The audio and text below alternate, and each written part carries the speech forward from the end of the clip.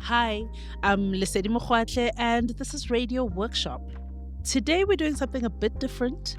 I'm here with our reporter, Naomi Gruen, and Naomi produced the story that you're about to hear. But before you hear it, I'm going to get Naomi to speak about it. Naomi, hello. Hi. I mean, if I'm not mistaken, you started out with the idea of doing a story about Africans on the internet, right? Yes. So, what were you looking for exactly? So originally, I was really fascinated by the idea of home, and specifically finding a home online, especially for young Africans. I wanted to find someone who could identify with that reality, someone who'd made a significant home or a community in a virtual space. Hmm. Okay, well, I know you scoured the interwebs, looked for content from all over the continent. I have to say, my favorite African content must be everything on African mothers. Because, like, no matter what country it comes from, it always feels familiar. There's just like one African mom, right? So I'm curious to hear about what you found. You know, interestingly enough, I also really felt drawn and pulled in by content on the African family and that concept of Africans having a common language. Even though, we know Africa's not a country, there was this thing that kind of tied us all together. And that's how I found Trisha Mpisi, who speaks to that idea so well. She had this really funny TikTok video where she used sound effects to communicate certain sentiments and emotions. And I think she titled it How to Speak African. I remember looking at the comments and seeing people from Kenya, South Africa, Ghana, Nigeria, and I wanted to hear more. So I went to her page. So you reached out, you met up in Johannesburg, and then what? Is there anything in particular that stood out to you about Trisha? Well, first, before even meeting with Trisha in Johannesburg, I went on to her TikTok page and I saw that she has like 357,000 followers, which is crazy. What? And I mean, clearly she's connected to a lot of people through her videos, not just me. And she'd done exactly what I was looking for. She'd built a community online. Guys, I'm working on something really exciting. It's definitely the most exciting thing that's ever happened to me, and I can't wait to share it with you guys. So I'm gonna be a little bit. Wow, she sounds great. She sounds so confident. What was she like in person? So different. In person, she was timid and soft spoken and kind of more of a quiet confidence, which was just not what I'd expected having watched her videos. She was, of course, the same person, but it was in our face to face conversation that I realized there's so much more to a person than what they choose to share on a screen. I know, we're always told that, but it was so obvious to me at the time. We forget so easily that content creators have a life outside of their content. It's almost comparable to the way we perceive like heroes and rock stars. They've been through things. Trisha's connected to thousands of people and helped them understand complicated problems in the world. She's made them laugh, but in her own life, she's had to face things alone. I remember growing up with a lot of guilt. I don't know over what, but I just felt guilty and ashamed for something that I didn't do.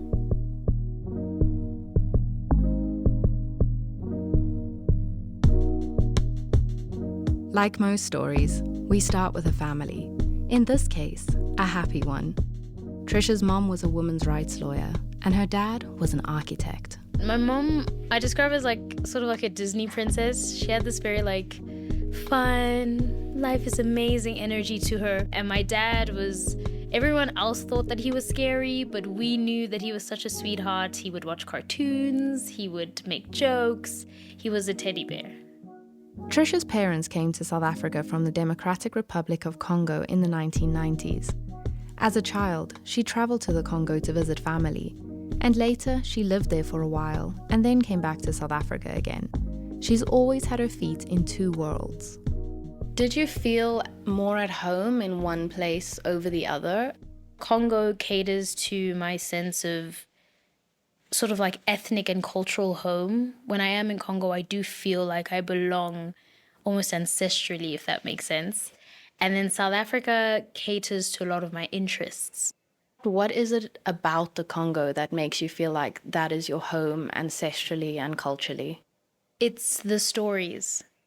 The stories Trisha is talking about are Congolese folk tales, the mythology, the ones about mermaids and shapeshifters. She heard them a lot growing up. So I heard a legend.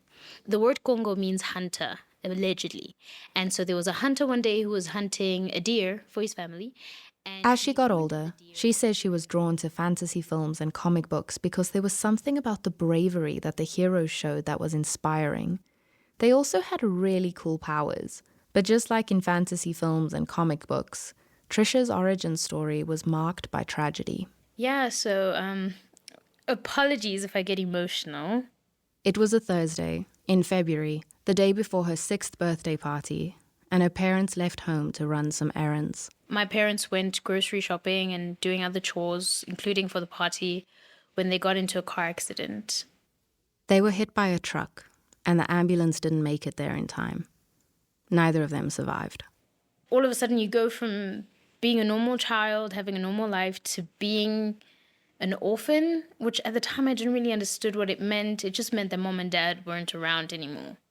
Trisha was now alone with her older sister. She turned to stories to make sense of her situation. Stories that she made up. Maybe her parents took a short holiday, or maybe they were spies. She imagined they were on assignment, like in the Hollywood movie she loved, Spy Kids. I just genuinely believed that it was a joke and that my mom and dad would come back. But no matter what story she made up, the decision was made. She and her sister were told to pack their bags, leave everything behind, and move nearly 4,000 kilometers away to live with their aunt in the DRC. We knew that we were Congolese. We had been there once with our parents. But it was terrifying. Eventually, Trisha and her sister settled into life in the DRC's capital city, Kinshasa. Trisha learned about pre-colonial history from the stories her uncle told her about the Bakongo, and when she sat by the Congo River, she felt at home. But something still felt out of place. She felt out of place.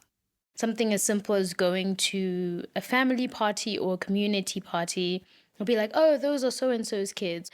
And then you're just there. And sometimes people don't even know who you are. And they'll be like, whose kids are that? And then, you'll hear people whispering that, oh, they're those kids. So when you're the child who doesn't have parents, where does that leave you? As far as I knew, we were the only orphans. I don't know, I wouldn't say in town, but in our community, we really felt like aliens all of a sudden. So sorry. It's difficult for Trisha to talk about how things were after losing her parents. She bounced from family member to family member, and it was hard to feel like she belonged anywhere. Trisha felt lonely and found it hard to make friends as a kid.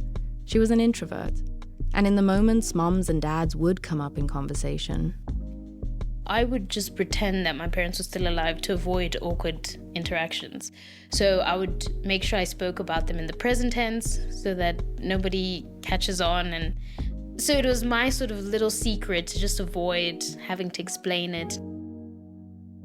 For a long time, Trisha even struggled to say the word orphan. If you even Google just orphans and see the first images that come up, it's like these very sad and abandoned and malnourished children. But it's a label, and especially as a child, you don't even know what labels are. So to be stuck with something, it makes you feel like you should be ashamed of it, and you should be ashamed of yourself.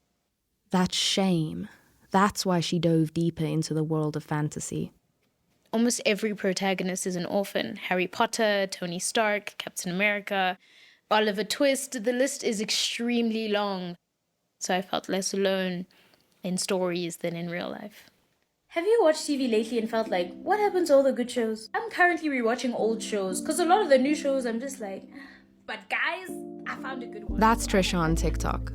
Fast forward to 2020 when the pandemic hit, Trisha did what many of us did. She went online, first as a passive scroller, then as a creator. There was something about talking into a camera that wasn't as nerve-wracking as talking face-to-face. Initially, her setup was simple. Balance the phone on a surface and talk to the camera. But now, she's added a ring light to the mix. So we're standing there shocked, like, who is this child? But then at some point we started laughing because what this kid is essentially saying is, there's too many black people in Africa. Duh. Are you lost? Do you need... Trisha's first videos dealt with some of the difficulties of growing up, dealing with racism, colorism, xenophobia, sexism. But as time went on, they got more personal, and she started talking about parts of herself that she'd kept hidden, like her grief. So I'm gonna try my best to make this video without crying, but if I do cry, guys, most of my content is always happy. Okay? Nothing has ever made me feel as alienated as being an orphan. You know, when I was little, I wasn't allowed to grieve. Maybe that's why I didn't. You know, we weren't allowed to talk about mom and dad. We weren't allowed to have pictures of mom and dad out. So it was literally this thing of like, you're not allowed to have emotions, let alone show them as a child. Children should be seen and not heard. I lost both my parents in a car accident, and the way it happened, it even sounds like it could be the plot of any one of these movies. Taking the leap to open up about her grief was inspired by the people Trisha always felt closest to, the ones in stories. But in all of these stories, it's normal. None of these characters, almost all of them, they lost their parents, especially at the same time, like Storm or Spider-Man. It's weird because reality feels so distant, and then all of a sudden fiction seems so close. I genuinely found solace in fiction, and I'm so grateful for it. For a lot of people, these stories are just entertainment. But for people like me, this is the only way that I can make sense of a life that doesn't make sense. That's barely even a life. People talk about... First it was Black Panther, Wakanda Forever, which was about grief. And then now there's Across the Spider-Verse, which is like probably the best movie I've watched this year, where it's about preventing grief. But these movies kind of just make you feel like you're not alone. I mean, okay, there is a world where I'm not the only one. It just feels like that sometimes. But if I think of like the larger globe, like the Spider-Verse, then I'm not the only one. And somewhere someone understands me. Trisha opened up, and for the most part, her audience responded well to her sharing her emotions. She let herself cry on camera, and yes, she was met with a lot of love and support. But like most fantasy films, the online world has its monsters too, and they can be just as cruel. And I just find this kind of comment funny because my whole life, even here on this app, and I'm sure through all these podcasts or whatever that you've heard, they're always telling us, why are black women so tough? Why are you so loud? In my country, it's a thing like, why do you women talk so much? Why do you guys have to be so tough? And then anytime we show an inkling of emotion, of sadness... In the moment that you saw the comment, what was what you felt? I think I felt anger. This is the tricky thing about being emotionally vulnerable, in the sense that people will condemn you for it. But also if you're too cold and stoic, especially as a woman, like, oh, why don't you smile? What's wrong with you? But then when you express all of your emotions, like, oh, toughen up. Trisha built a community online that was mostly positive, but the trolls emerged from under the bridge. She had to block people, resist the urge to read every comment, and grow a thick skin. She says it's been exhausting. And when she put her phone away or closed her laptop, there she was again, all alone. I always say, if I had one wish, I want my mom and dad. I don't care about anything else. I want my mom and dad. Grief is a wound that will never heal. Who is the villain in your story that you're ultimately going to defeat? The evil that we fight in this world, I mean, this is going to sound really weird. We don't really fight people. We fight things. And so I guess the real villain would be shame and sadness, because sometimes we're sad, but we're too ashamed to tell our family and friends that we're sad. Or sometimes your parents die and you're too ashamed to tell people. So maybe it would be shame and all the negativity that comes with that. I want to be able to stand boldly and say, this is me, regardless of what happened to me. Trisha's taking each day as it comes. Despite the trolls, she's posting content on social media and making videos for TikTok. And with the rest of her time, she's taken on acting roles, and just recently, she started writing her own screenplay. I have this wound that I can't get rid of, that I can't fill, but maybe I shouldn't have to. that's part of the reason why I wanted to be a filmmaker. I watched behind the scenes and I was like, oh my gosh, it takes so many people to make a movie, so they have to temporarily become a family. So maybe I won't even have to find one. Maybe I'll just build one for myself.